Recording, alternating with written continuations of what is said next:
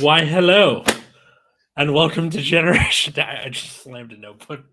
Welcome to Generation Dan, the podcast about generational differences from two people from two different generations. I'm Atlas Novak. I'm your millennial. Who else is here? I'm Dino the Genetic Marvel, and I can confirm that both of us can read.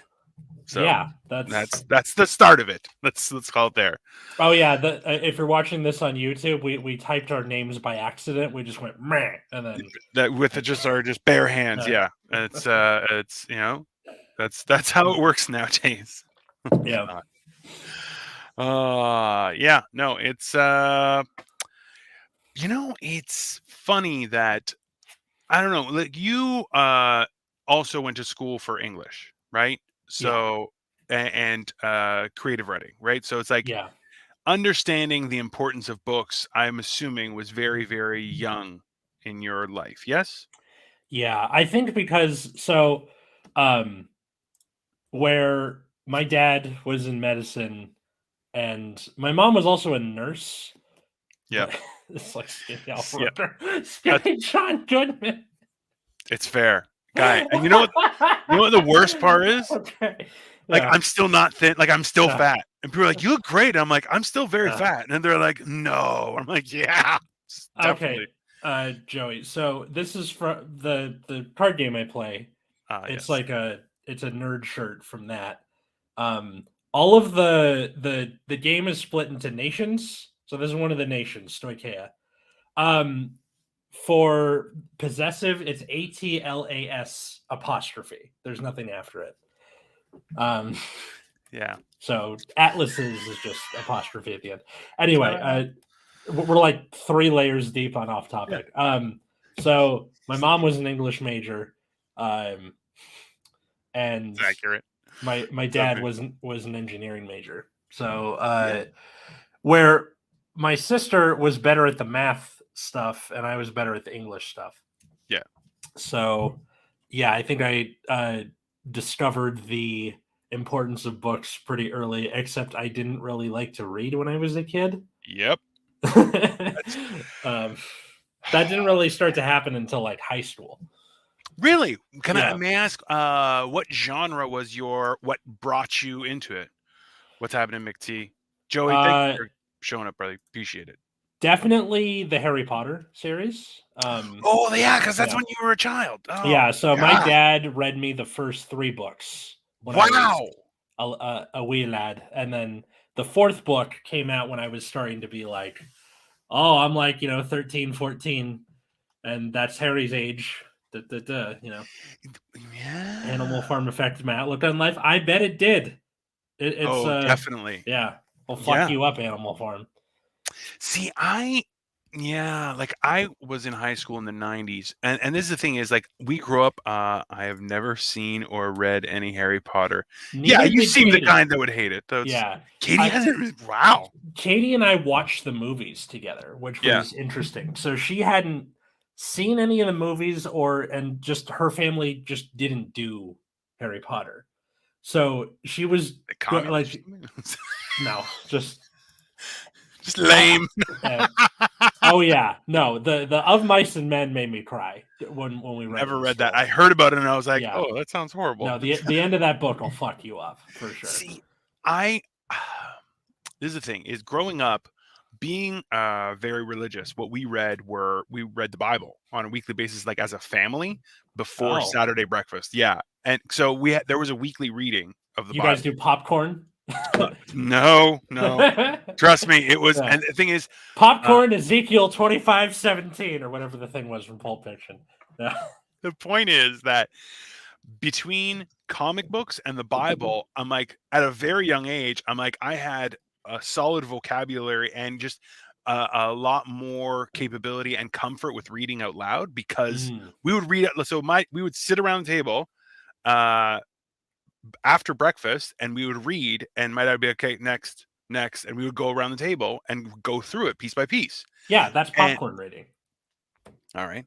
Okay, sorry. That's just what I don't know. Yeah. But the thing was, like, if you like, I would get lost so many times, and I'm like, I'm just trying to find where we are because I didn't pay attention and stuff. And then he'd be like, Dino, and I'm like, where are we? He's like, nah. You'd always get caught, and he would get so mad. And we would like reading the Bible is very seldom an exciting read, right? It's more just mass information and understanding and comprehension, and you have to think about it too, right? Mhm. It's like Animal Farm and that kind of stuff. It makes sense. So it's always something like where you have a hard time. That's why, like comic books, I was like, oh yeah, what's the big deal? Awesome, loved it.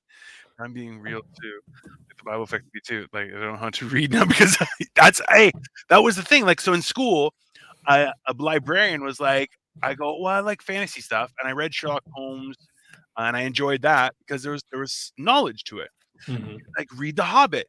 I got a page and a half into The Hobbit, and this guy doesn't speak English. Not interested, you know. I don't care that he was at the Battle of the Somme. Make it more interesting. Well, that was the thing, and like now, Victoria has read the Silmarillion too. My best friend, he has all of them. He's like, you should read them. I'm like, absolutely not, and it turned me off from reading for the longest time. And I just like I didn't. I had a hard time reading for recreation. And then in my 20s, I started reading kind of like one book for growth, one book for enjoyment. And the hard part was I had a close friend who I'm no longer friends with because he's a cunt. He would like feed me cool fantasy novels, like full stories and stuff that were really enjoyable. So it's like he was an avid reader because he was like a traditional white guy. Like he was a honky, like full honky. Okay. And his wife's parents are from Pennsylvania, which I'm like, that's also double honky, right? That's pretty white. I like books about the Bible more than the Bible itself. That's the problem. Is the Bible is an educational tool, whereas the stories in the Bible are so much fun. I know that sounded weird. They're really cool stories, right? As Patton Oswalt said, it's got monsters and adventures, and it's got magic and sorcery. Like that's the thing is like, so if you read like the story of David, from the height to the depth, and then they're like guys in a pit of lions, and the lions are like, nah, he's cool, and you're like, bro, that will break your brain as a child, right? Yeah, because then you're like, I'm gonna fuck up a lion. No, that's not how it works, idiot. Did your parents let you read the Divine Comedy, or was that too? Oh no, definitely not. That's not number one. That's apocrypha, right? It's not. That's not.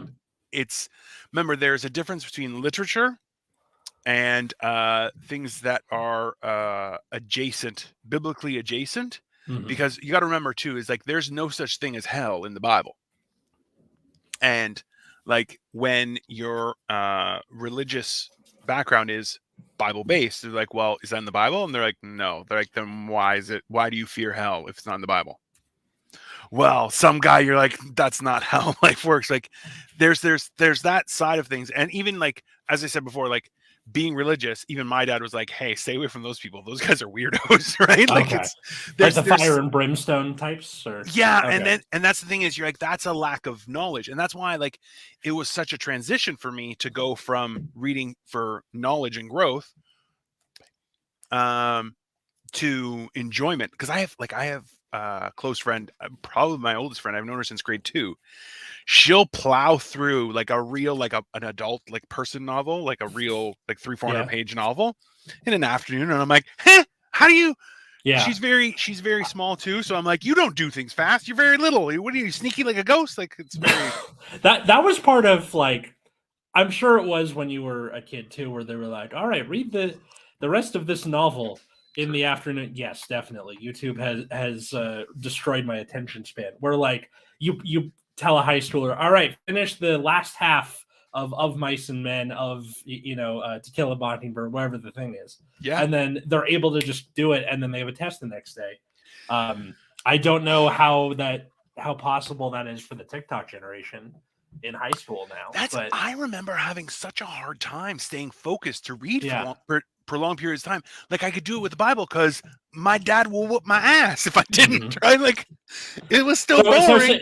But I get beating. Whereas like a book, he's like, who cares? It's just a book. Like I remember reading To Kill a Mockingbird for the first time, and man, that's a great book. But it's also so enlightening that you're like, listen, that was a hard time in American history for segregation and people and people with disabilities and people who look different and all that kind of stuff.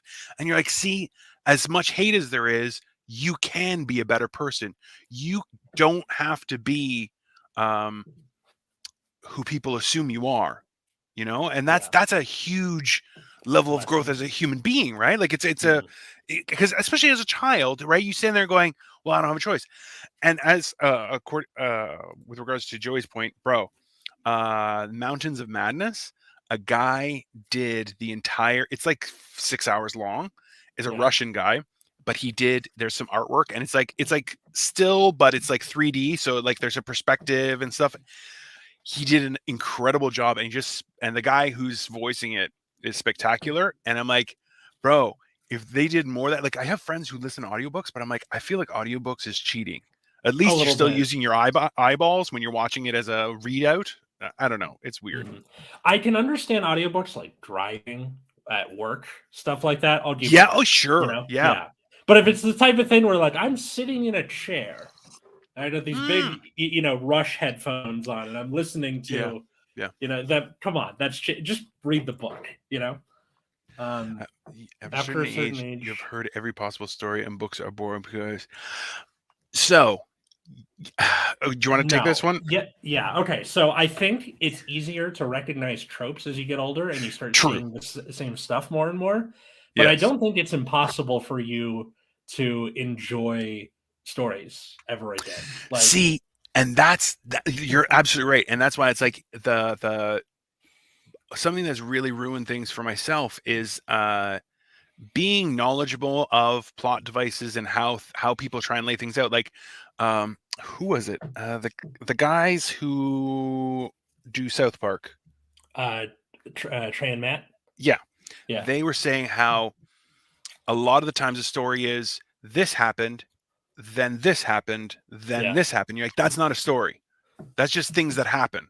Whereas this happened, so this happened because of it, and then because of that, so it's therefore, and you're like, that is kind of how, like, that's more of something like Superbad, how you're like, is a series of events that kept on combining and adding to the hilarity, whereas like a lot of romantic comedies, you're like, I need love, but I want to love, but I'm afraid of love, but I need love. And you're like, how about this? Why don't you go fuck the wall? You know, like that. I think it also, like, if you grow up watching movies like that, it makes it harder to just like be a person, because then you kind of expect life to work like that. And that's a thing for a different episode, but just. We can definitely do an episode on movies, but that's one of the things I found too with reading was that when you read like from the same author, you'll pick up on certain tendencies that they have as well. So the hard part as the author is to keep on bringing in new characters, and then you evolve your original character so that they can make progress, right? I remember reading one about this guy who he becomes kind of like he hooks up with a vampire, but he's technically like a super powered. It's a really cool story. I'll share it with you sometime. But his thing was how he was like, haha, they forgot to look up. And then the last like big fight, he's like, I forgot to look up. Oh my God. And you're like, hey, always look up. And you're like, you know what? Like it's a weird thing where you're going, hey, look where everyone else isn't looking is where you should look. And that's why, like, when I watched The Boys, which, by the way, highly recommend. It's a great show. Remind me to show you something about The Boys later. They one of the things was like the whole audience of people look away from Homelander to something, but Carl Urban is turned around looking right at him and is like, fuck you, bro, right to his face. And you're like, that's the difference in existence of fighting the trend versus, going with it. And like, absolutely, Joey, like, you've heard of every story, but ultimately you're still in a situation where being able to appreciate new and weird things can definitely make it. I feel like that's part of youth too, right? Like allowing yourself to enjoy the retelling of a story or something to that nature. I don't know. Yeah. It's Like, it's okay, definitely a tough one. like I'll give you an example. So Please. looking through all of the Harry Potter books, you have like new characters coming in every time. Like the second book introduces Dobby and the Right. House Elves. Third one introduces his Rest in peace, godfather, Dobby. Sirius Black. Come on. Yeah, R.I.P. A free elf. But Yeah. like they introduce a few new characters Okay. every Yeah. time. Yeah. But the story mostly changes the same, which is Harry tries to have a normal year at Hogwarts. Every time. Something fucks it up. Every time. Yeah. Therefore, happens. So like the first time he's miserable life. He goes to Hogwarts for the first time, and he's just trying to like figure all this shit out. Definitely. So but then he finds the Mirror of Erised and sees his parents. And then he starts researching about that, and then that kind of gets put to the side for a while, where he finds out about the whole Philosopher's Stone thing, and Ron and Hermione are like, okay, well, we have to go protect it because Snape is trying to steal it, and then it just builds on itself. So after that, you come back on the second year and you're thinking, are they just going to do the same thing again? Yeah. Where like Voldemort's on the back of someone's head? No, it's something else. So I did appreciate that, where they didn't use the same shtick over and over again. Mm-hmm. And I think that's an easy trap that most creators of entertainment and a lot of movie media writers, so many like who's the guy? Oh, we like watching his stuff. He does kind of like mystery type limited series. Like it'll be like a short, like one season, 6 episodes, and it'll be like how this person got murdered, but it's like a whole series of events. It's complex, and you're like, who did it and stuff. But you're like, he always tries to involve new characters, new perspectives, new things, and you're like, that's not an easy thing to do, right? Mm-hmm. Because it's how many times have people been told, yeah, just do it like the last one. Why? Last one made money. And it will. Worked, yeah. Well, we're in an environment, I think culturally and globally, that so many people just duplicate what somebody else is doing and then produce it and say, well, this is my version. And you're like, no, that's not creative. You know, the first thing that popped into my head when you're trying to like, it's at the tip of my tongue. Knives Out, Rian Johnson, or am I thinking of something else? No, someone else. It's more. It's he does a lot of Netflix stuff. I forget what his name is. I'll be honest with you, but I'll find out. Okay. My wife will remember. Yeah. Gotcha. But that guy too, the Knives Out guy. Yeah. He's built 2 of those Knives Out stories, and they've been very enjoyable. I honestly want to punch Daniel Craig in the face for that accent, but it is hilarious. It is completely ridiculous on purpose. It is one of those things where I'm like, I fucking hate that accent, but it's the funniest shit in the world. Absolutely. And you know what?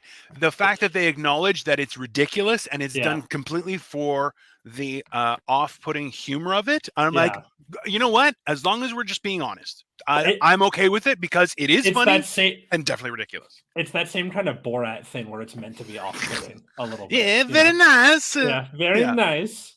I still every time like Foghorn Leghorn. Well, that's absolutely, and like, look, realistically, every time I hear somebody go very nice, I hear very nice, and I'm like, or whenever you hear when you say my wife. Okay, so what about books that made you act a certain way? Like no one in Gen X didn't act like a greaser for. Oh yeah, I read Outsiders. Outsiders was a great book though, and a great movie, and it was like books that made you act a certain way. I think when like Twilight came out when I was in like middle school, like that started to pick up steam in the mid to late 2000s. The Twilight books, you had a lot of the girls doing the Team Jacob, Team Edward thing, and then the boys were just kind of like, hunting. They go out into the wilderness. Like, can something bite me? Like I'm just trying to get laid. Yeah, exactly. The boys are like, God damn it! Like, all right, I'm a vampire now. Yeah, I don't know. I just want to get laid. God damn it! Yeah, like that's exactly. that's. And you know what? So, here's a question for you, Atlas. Mm-hmm. Have you ever read something because a girl was reading it? Definitely. Yeah. May or may not have gotten through the first half of 50 Shades of Grey in the first part of college, and it's terrible.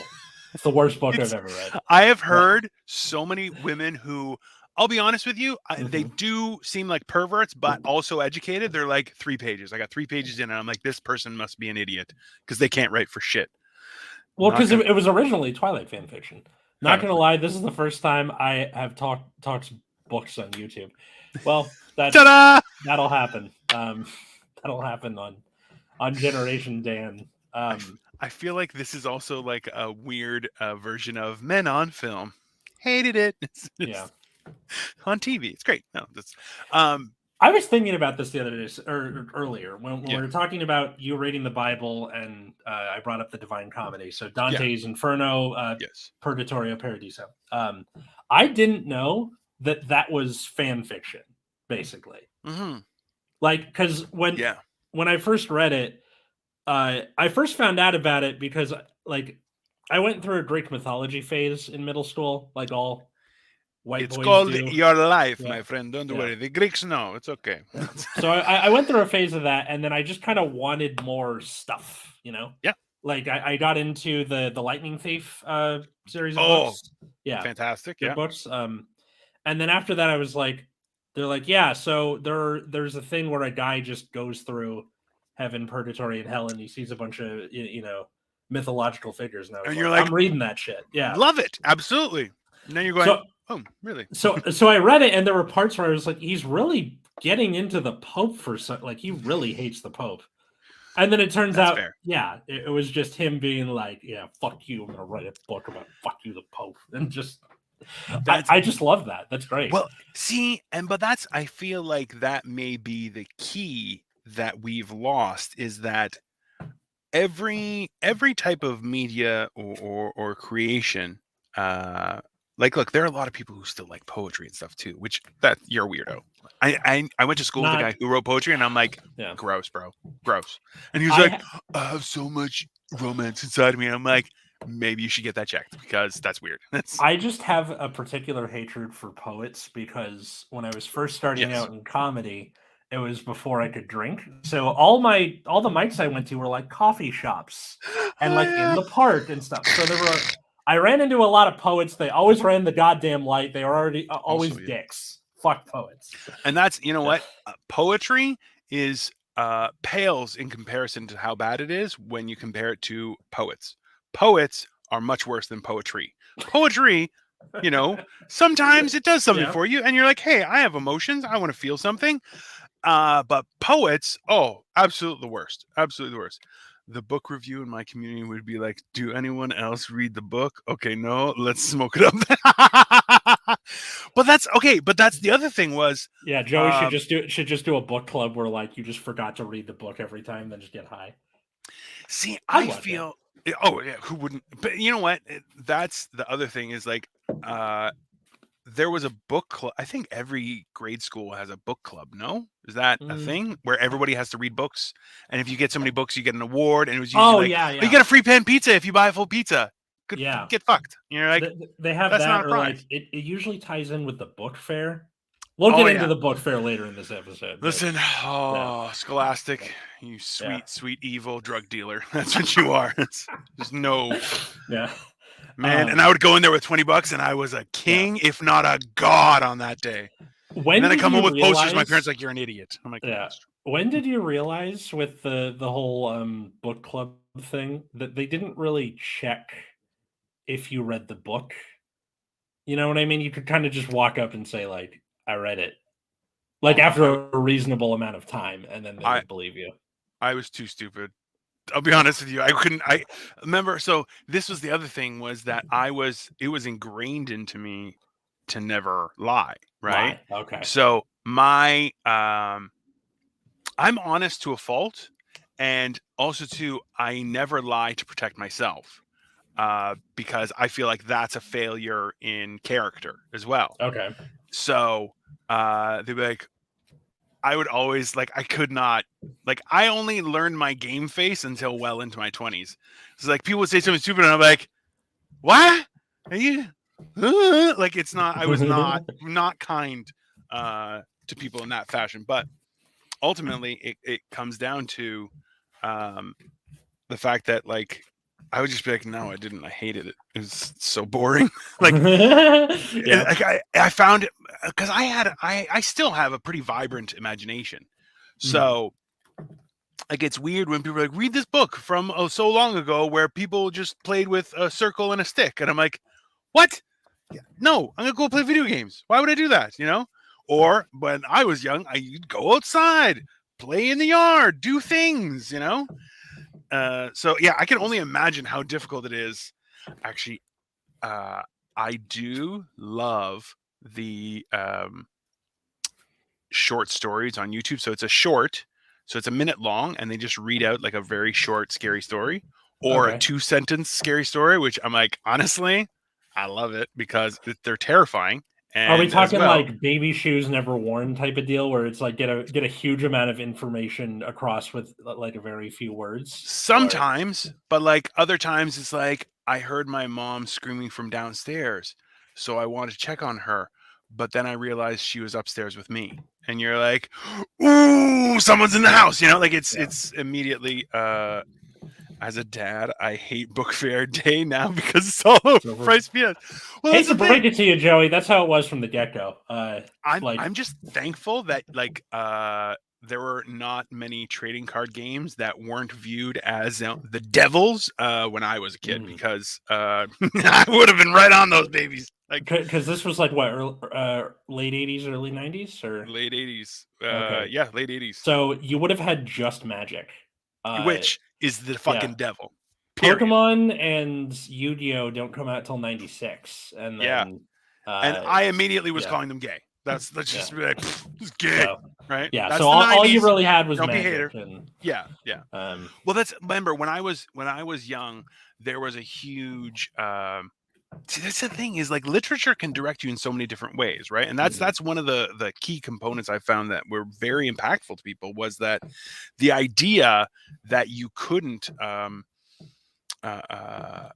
open that up to yourself. Like, I have one book, it's actually a really good book, and it's supposed to be from the perspective of a demon. Yeah. And then it reveals that the demon was possessing the Gutenberg press, because it gave knowledge. It gave knowledge to the masses, and that's what the devil wanted. I love me some good unreliable narrator. It's it's not very long, but it's so well positioned that you're like, because it's the idea that, like, for the record, I hate Noam Chomsky, and he's all, the media is the message. He can go fuck himself. But the point is that knowing that the media that you use is a message in and of itself is a valuable point. And the fact is that that press changed how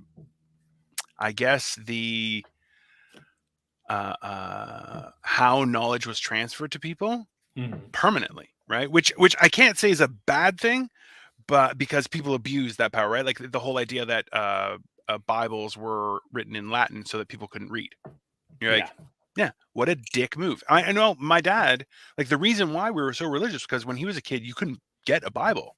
You'd have to carry it in a paper bag and hope nobody stopped you, like as if it was pornography, because otherwise, you would get in trouble. Like, people would be like, what are you trying? Like, they would accuse you of all sorts of things, right? That's so nuts. I didn't know that. Well, and that's why, like, I feel like every generation always looks towards that forbidden knowledge, right? Oh yeah, and of course that forbidden knowledge now is I have no idea, because there is way too much out there. But yeah, right. There's like I found out there's something called like sludge content, or it's got something with the word sludge in it, where you have literally like 6 videos going on at the same time, and then mass consumption of content. or just so like you never quite get a focus on anything. I think that just kind of happens with whatever the newest generation is. They will take the formats that they have available to them and play with them, and then all the old people go, what the fuck, For sure. Television, fuck, TikTok, Reels, Stories, all those kind of things. Super brutal, right? Excuse me.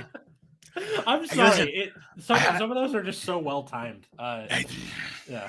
It's God's blessing on me. Thanks, bro. Yeah. It's but like it's the whole that's the weird part is that everyone, like, there's a difference between progress versus change for the sake of change, right? And I feel like some of this stuff is change for the sake of change, right? And also there's forced efficiency when no efficiency was needed, right? Yeah. So it's a weird thing. I think that'll happen with like the stuff that sticks around. It's kind of like with new music. Like all the good music that sticks around is the progress, and then all the shitty music that faded into the background, it was change for the sake of change.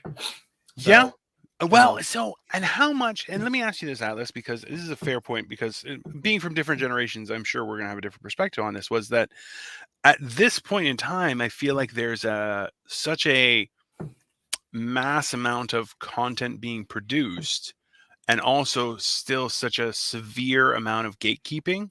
Mm-hmm. If it's not the worst it's ever been, like, do you think that we're missing some stuff? Like right now, there's a lot of new music that is old music with new lyrics done by somebody else, and you're like, that's not you're not creative. You didn't do anything, right? That's my perspective. And for the record, it's also Prince, the artist, his perspective. He's like, yeah, I don't use samples. I'm a musician. I'm an artist, right? Mm-hmm. Suck it. But like, so it's like, how do you think that that's going to be an issue going forward? Like, because realistically, there are people who abhor change and progress, and it's the same people who gatekeep the idea of having a monopoly over certain industries and go, oh, no, there's no way. And you're like, as soon as that monopoly is taken apart, suddenly, like, the idea of how many people have gotten YouTube. Oh, Justin Bieber got famous because of YouTube, because of what he was doing on there, right? Yeah.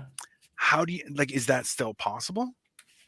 We're like so many as an artist, right? Like writing a story, same thing. You can publish your own book and put it out there, but nobody's going to sell it. Why? Because nobody knows if it's any good. Yeah. Right? Because you're not a popular writer. You're not, right? I think no matter what, you'll find your audience. Like I know for example, history YouTubers, they're not necessarily gonna be super famous or anything, but they have the people who are interested in that sort of topic. And then it all comes down to the algorithm. And I know we're like miles away from books at this point, but it's still media. It still counts. Yeah. Because, like, honestly, I have dabbled in writing quite a bit, and I'm looking to get back to it now, just as part of my schedule, where it's like an hour a day. I'm going to try and write, but yeah, it's one of those things where I'm like, I have a very creative spirit, but as you can tell, I'm weak and squishy on the outside. So it's sometimes it just becomes too much, right? Yeah, I guess weird so. Things. I don't know. Maybe it's just me. There's one thing that, so when you were a kid, it's all fiction, right? Yes. All you care about is like, cool. You go from like Green Eggs and Ham to Goosebumps to whatever the thing is. Yeah. As you get older, and then like, I loved Goosebumps and R.L. Stein. So good. Yeah. As an adult, I have been really into nonfiction. Yeah. I think because I like getting into history, so like by definition, history is nonfiction. Yes. Until you do historical fiction. But I haven't really gotten into that much. But like there's that, and then like reading sociological stuff, like Bullshit Jobs, which I think we brought it up during our work episode. Where it's just books that help you understand the world around you and the people around you. Yes. More directly than you would necessarily with fiction. Like, yeah, I feel like like The you Great get this. Gatsby can help you understand the early 20th century mind, but it still is fiction. Yes. Versus Well, if you wrote or if you read a book in particular about prohibition, you know. see, so I had this experience. I have it's an author, E.B. Webb the third, maybe something like that. And Webb has like way too many B's, but he wrote a bunch of books that were based on World War II, Cold War type shit. Okay. And every theater that he discussed, he also kind of explained like the actual history, and then he took his story and kind of implanted it to explain certain things that we just don't know how it worked out, but we know how it affected the entire thing, right? So there was the explanation of what happened in the Philippines and stuff like that, and also like in South America and Argentina, like all these places where you're like they were huge components to how history played out. And like one of the big things was I remember the first time I ever went to China, which was like 2006 maybe. So this is before the Beijing Olympics. Before the Beijing Olympics, before I even met Victoria. Okay. I went, and one of the guys, I was like, they were talking about a soccer game or something, and I was like, "Oh, do you guys ever go to Japan for that?" And he was like, he kind of was like, "No." I'm like, "But you guys are so close." He's like, "We don't like the Japanese." I was like, well, "Why not?" He goes, "What do you know about World War II?" And I'm like, Mostly European history, and like you guys had a lot of stuff going." And then he started telling me, and I was like, "Oh Jesus." I'm like, "Oh, this is much worse." And then you realize you're like, yeah, there's a lot more history that we're not really not exposed to, but I think we're you only learn if you start, if you want to, right? So me being Greek, I learned about what happened in Europe, and also living in Canada, I learned what happened in because of Canada's involvement. But it wasn't until I started reading that you're going, "Oh, it was a world war because everyone got fucked." Interesting. Good to know. You know, that's beneficial knowledge. So you kind of realize you're like, it's history is seldom, number one, very in depth. So it's like I don't know. I think that would be like historical fiction would be where that would qualify, right? Yeah. Where it's, but I'm like, I really appreciate that because then it's like, hey, this is what fucking shit happened, and we're gonna implant these characters to kind of make it all make sense because it's a good story, and you're like, that's fine. But like when you have some real history, like it's a lot easier to consume as somebody who consumes a ridiculous amount of content. There's like that, or the you can do alternate history historical fiction. That's really fun. Like there's a guy named Harry Turtledove who's like the Stephen King of historical fiction, where he's like pumping out books. Oh, really? Yeah. And I'm pretty sure he's on cocaine for a name like that. But hey, that's fair. It might be Stephen King, who's like, this is my alter ego. It only comes at night. He's got an interesting series about like the South winning the Civil War and then what happens after that. Because it's not just immediately after, like what happens to the slaves and stuff. It's going into World War I and World War II, and how the North and South take different sides in like the First World War, where you have the U.S. joining the Central Powers and the South joining the Allies and stuff. It gets real crazy.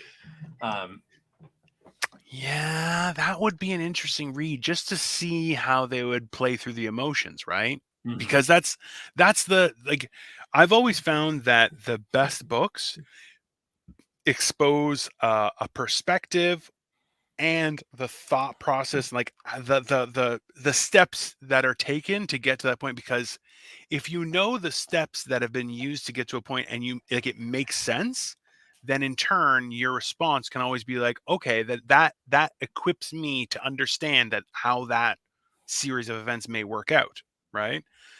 Because like, well, have you seen what is it, The Man in the High Castle? Yeah. Like we got quite a ways through it, and at the end I'm like, it's just too much Nazi. I've had my fill of Nazi, which, you know, Yeah, Is that's why I like World War I, because you get Germany without the Nazi stuff. Yes. Yeah, well, and every time, like, this is one of the things where I really get angry about is that my parents were so um, focused on the ability to critically think in situations, and like I got my butt whipped so many times because I'm an idiot. Still an idiot, of course, but like you're like they really were like, no, just stop and take a second, stupid. Like, just stop for a second, take your time and think. You're capable of thinking through this process, right? And that was really, it helped because then you start to understand how things work, right? And it's like, even now, over the last 3 or 4 years, I've learned where it's like, oh, a perfectly complete response is no, thank you. That's a completely decent and full response and requires no more explanation, no more, oh, but I don't. No, no, no. No, thank you. Yeah. Oh, yeah. It even drove me crazy dealing with people being on the other side, right? Where you ask them something and they go, no, thanks. I'm like, okay. And then they go, it's just that. I'm like, don't need to. You're No, good. not interested. Yeah. Well, and like, it's that I whole think that's part of right? growing up, right? Where they, like, I can't do it. Why? Yeah, well, the audacity of people asking why, you're like, who do you think you are that you have any sort of claim to my, like, I called out a couple of people for that. They're like, oh man, how come you being like that? Excuse me? Being like what? And they're like, well, you know what I mean? No, I don't. Please. It's the same thing like when people are racist or uh, obnoxiously sexist, like entertaining sexist, I'm fine with, but obnoxiously sexist, you're like, hey, not appropriate, but then you're just like, yeah, what do you mean by that? And they're like, oh, you're like, yeah, see, you're an idiot. That's why. Ta-da. That's why, like, that's the one thing actually I will say that I did have a problem with The Hobbit. Like, I got 3 pages in and I'm like, this isn't in English. And they're like, oh, well, he made his own language. I'm like, well, he can fuck off. Okay, how about that? And then I watch the movies and I'm like, it's so great of a story. And then you're like, oh, The Hobbit's 3 movies too. And I'm like, okay, get fucked. Okay, what are you guys doing now? This is too much. It's ridiculous, right? And then you see a dragon and you're like, well, it's the desolation of Smaug, though. No, like, oh, and then it's Smaug, and you're like, number one, that you may have a seizure. I don't know what's going on. Please don't do that. There's a certain, okay. Side note: have you noticed that people are continuously pronouncing things oddly? Is this just me, or what do you mean? You do it too? There's a word you use, biopic. No, absolutely not. It's biopic. It's not biopic. Biopic is not a word. It's a period. The first time you said it, myopic is a word. Yeah. Biopic, no, false. I think that, well, because words change or whatever. No. Okay. No, I am the Greek, and the Greek knows the words from the beginning, sir. That's one thing. Like, I feel like because a lot of people use AI to read out stuff because it's simple, right? And then you're like, half the shit is mispronounced, and you're just like, because it'd be like $40, and you're like, that's not just $40, man. It's $40. Just type out $40. You're fine. It's $40. It's fine. Well, language evolves, and even if it was wrong, it's still gonna, become like dough from The Simpsons. That's in the dictionary now. So when they started, have you heard the story about when it started? They're like, he just expresses himself in frustration. Like, and it was like, expresses himself in frustration in brackets and move on. And they're like, how? They're like, so it was like, for closed caption. Well, that originally when they wrote the script, like, that's what it was. And you're like, wow, what am I supposed to say? They're like, express yourself in frustration. I don't know, which is, realistically absolutely hilarious, but also ridiculous. Yeah, and that's like a big part of books where like either they invent words or their own language. If you're J.R.R. Tolkien, because of course you are, you do, and and they just like have the power to change. Like, okay, remember the posters in the fucking school library where they're where they're like books open possibilities or like shit like then that. you're like, Shakespeare just made up his own words. You're like, I don't think that's fair. You're like, that's not. Or it wasn't that. I don't even know what those posters were trying to accomplish. Well, like realistically, I think we're coming to the end of a world that books changed life, right? They really did change how life ran, right? Like that we went. I feel like it's the same idea behind transportation, right? We went from boats, horses, cars, then planes, and rocket fuel and jets. Got trains in there, but sure. Yeah. But that's the whole idea, right? Like transportation has progressed. Like I met somebody who was alive before automobiles were used. Yeah. And I was like, how is that? And she was like, it was a lot. It was a lot to accept. You don't really, it's hard to describe how big of a transition it was. And then like for myself, I lived pre-internet and then post-internet. And that's a weird environment. It's a weird experience. But then that's the thing is like within all of that, there's always been literature, right? Yeah. And that's one of the things that like literature throughout history has changed people's lives, right? So there's no way to expect that you won't be altered by literature, right? And schools capitalize on that. But then you're like the library, which is one of the best resources in mankind, ends up being a haven for perverts and fucking weirdos, which you're like, that's ridiculous. Well, right? It's also a haven for maybe people who are job hunting and that don't want to sit in their apartment all day and want to like be able to go somewhere. Okay, I did not mean to attack you. I'm sorry. So it's not. But no. But like realistically, having a computer for public resource, you're like, that's a great service to a community. And then you're like, oh, there are weirdos who look up porn on it. And you're like, yeah. Well, what are you gonna do? I mean, like, yeah.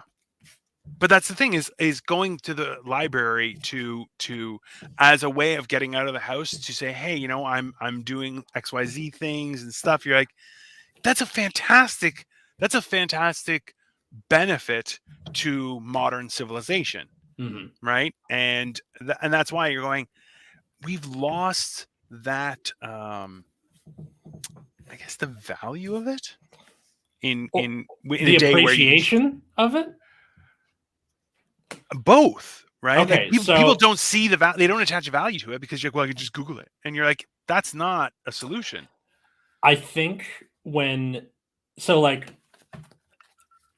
I get to see a lot of people go in and out of the library. A big part of the population of libraries are people with little kids. Fair. There's a lot of early childhood education that goes on. Great. In libraries, which sucks when you're trying to take a practice CBEST test, but but it'll only make you stronger. Yeah, but it's still like great to be able to have this resource like parks. It's basically like the education park, where park like of the imagination. Yeah. Sure, yeah. Where you're having these kids read to, they're exploring, they're learning like math and science and stuff. Also, you can do so much stuff at the library. It's not just room full of books and that's it. It's you can take out DVDs from the library now, and Blu-rays, which is pretty dope. Yep.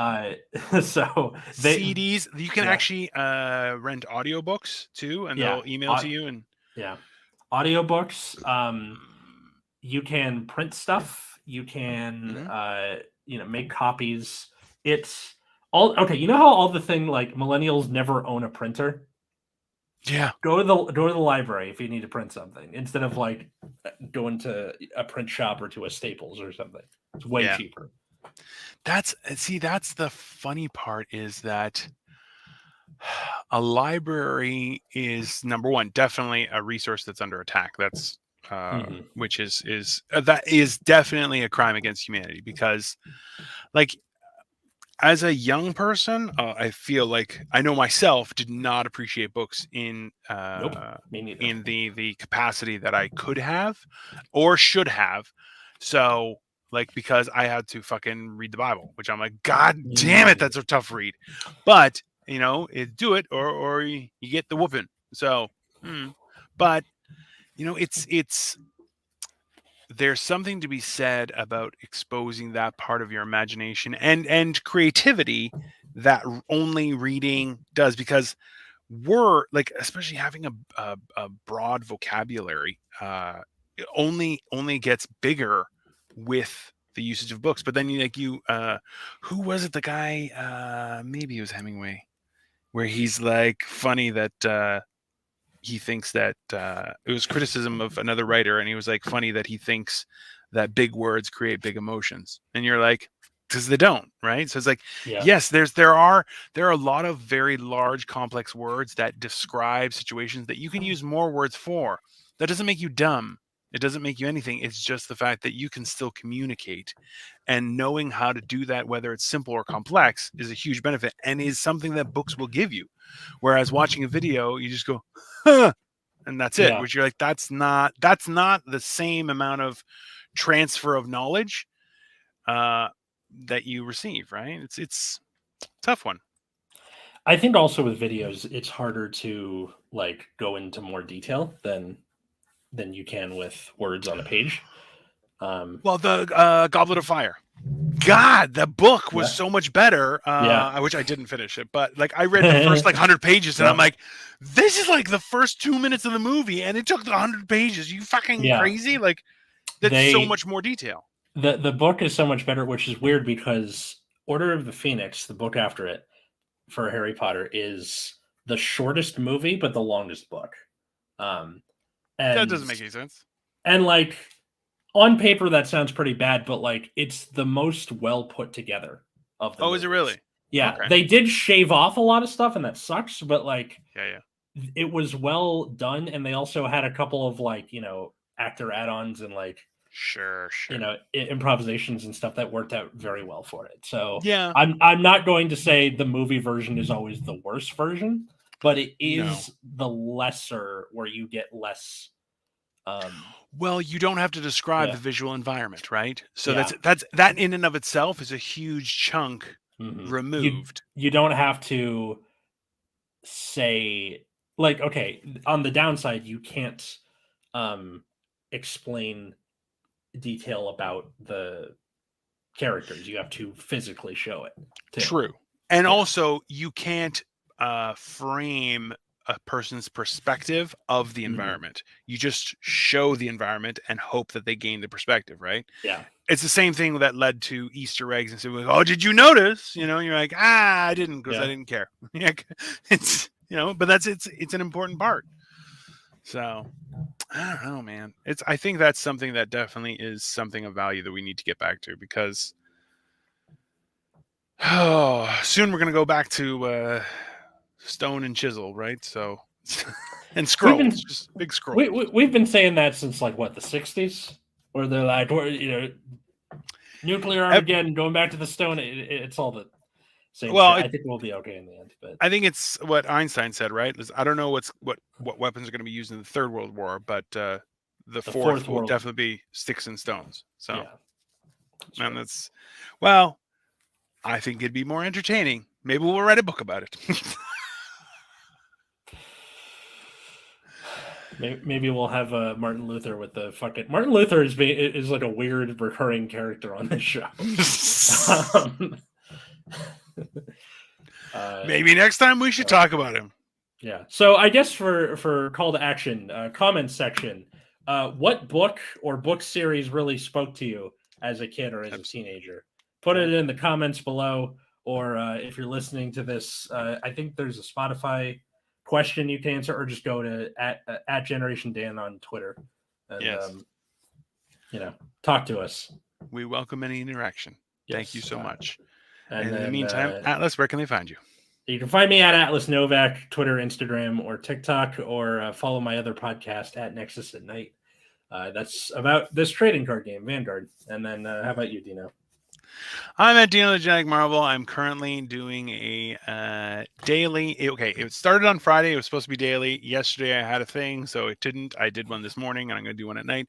But essentially, it's 30-day countdown to vacation, where I'm trying to get much smaller so I can enjoy that vacation. We're going to the UK, and I want to eat pastries. Okay, Atlas. That's basically what I want to eat. Pies and deliciousness.